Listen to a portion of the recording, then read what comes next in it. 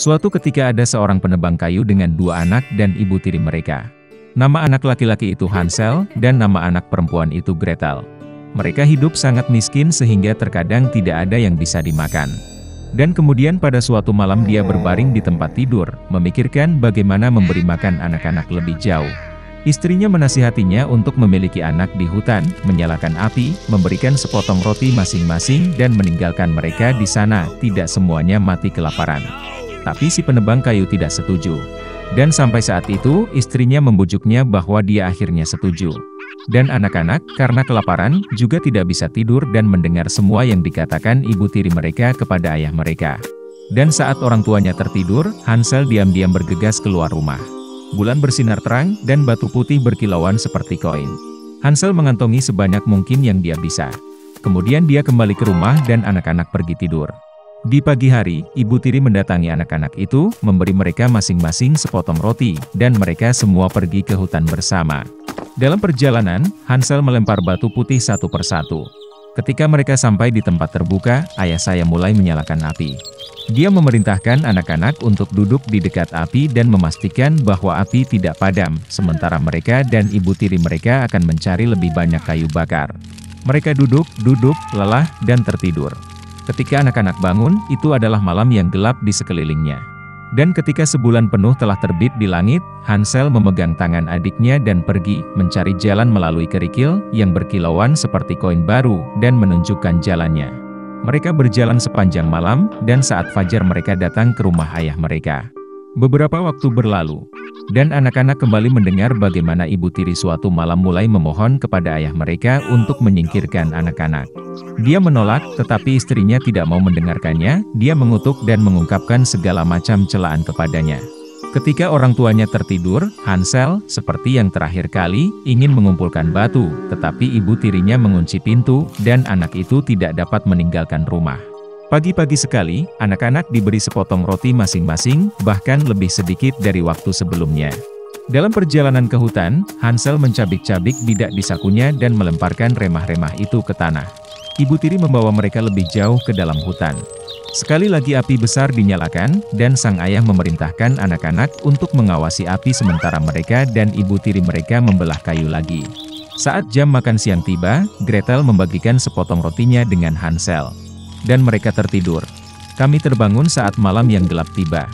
Dan kemudian 1 bulan tiba, dan mereka berkumpul dalam perjalanan, tetapi mereka tidak dapat menemukan satupun remah-remah, karena ribuan burung beterbangan di hutan telah lama memakan remah-remah itu.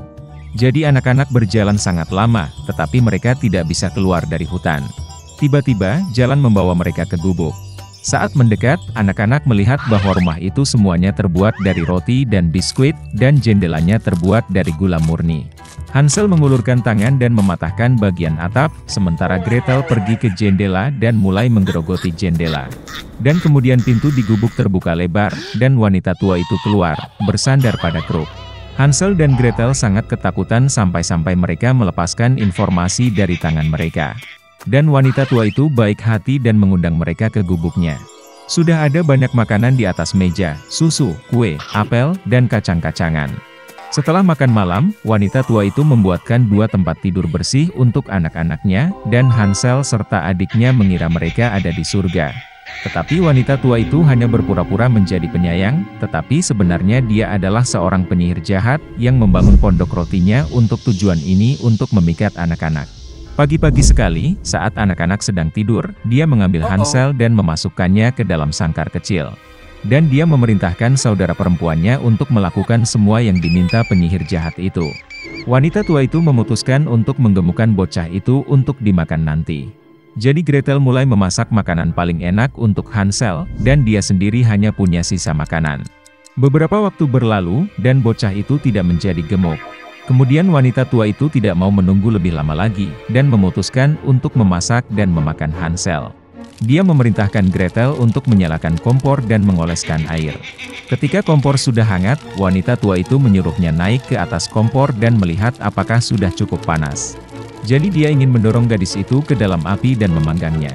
Tapi Gretel tahu apa yang ada di pikirannya. Dia berkata bahwa dia tidak tahu bagaimana masuk ke sana, dan meminta penyihir itu untuk menunjukkan dirinya. Wanita tua itu marah dan naik ke dalam oven. Kemudian Gretel mendorongnya dan membanting penutup di belakang penyihir itu. Wow, betapa mengerikan wanita tua itu melolong. Gretel sementara itu bergegas ke Hansel dan membuka kandangnya. Setelah membebaskan saudara mereka pergi ke kamar penyihir, di mana ada kotak-kotak mutiara dan batu berharga di semua sudut, mengisi kantong mereka dengan mereka dan pulang. Selama beberapa hari anak-anak mencari jalan pulang. Hutan tampak semakin akrab, dan akhirnya mereka melihat rumah ayah mereka di kejauhan. Betapa senangnya dia melihat anak-anaknya hidup. Hansel dan Gretel menuangkan semua mutiara dan permata yang mereka ambil dari penyihir itu ke lantai. Tidak perlu memikirkan tentang makanan. Dan mereka mulai hidup, dan bersukacita. Dan sang ayah mengusir ibu tiri yang jahat itu keluar rumah.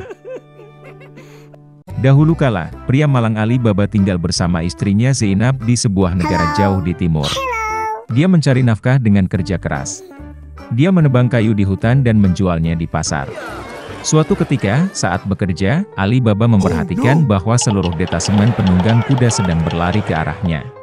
Karena takut, dia memanjat pohon dan bersembunyi di dedaunan. Para pengendara berhenti di bawah pohon dan mengambil karung-karung penuh emas dari kuda-kuda itu. Tepatnya 40 orang, dipimpin oleh kepala suku Hasan yang bermata satu. Ali Baba langsung menebak bahwa mereka adalah perampok yang telah kembali dengan mangsanya.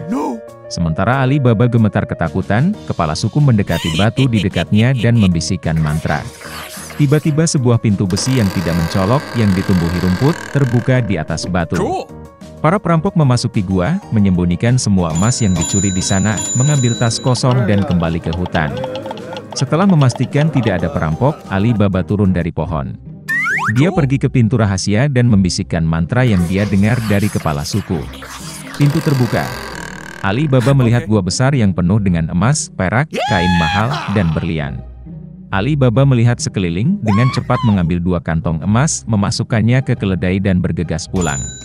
Kembali ke istrinya, Ali Baba menunjukkan padanya karung emas. Gembira melihat kekayaan itu, mereka mulai menghitung koin.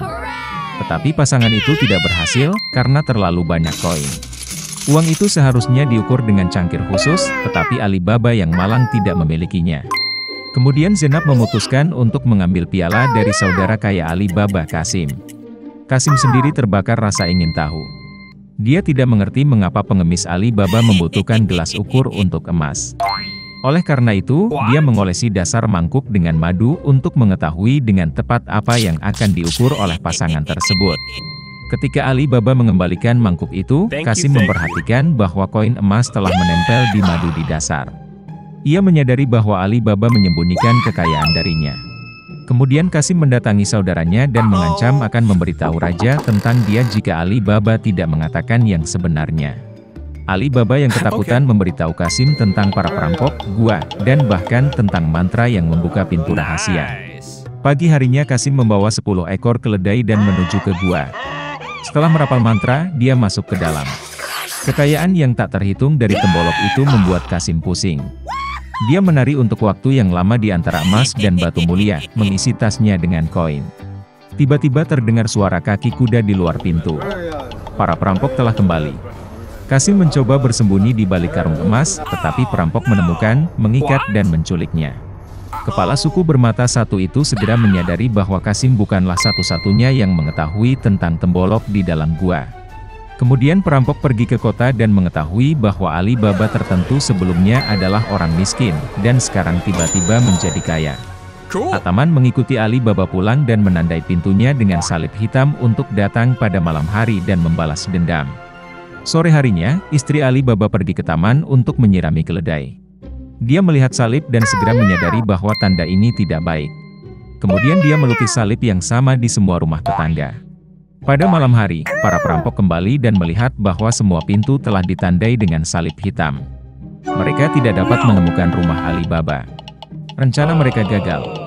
Keesokan harinya, kepala suku menggantungkan 40 kendi besar di atas keledai, menyembunyikan para perampok di dalamnya dan berangkat ke kota.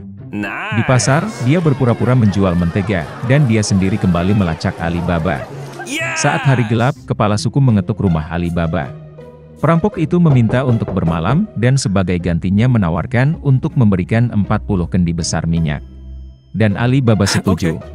Dia dengan ramah menerima kepala suku dan bahkan diizinkan untuk membawa keledai ke halaman. Saat menyiapkan makan malam untuk seorang tamu, istri Ali Baba memperhatikan bahwa mereka baru saja kehabisan mentega. Kemudian dia pergi ke halaman untuk mengambil minyak yang dibawa tamu mereka.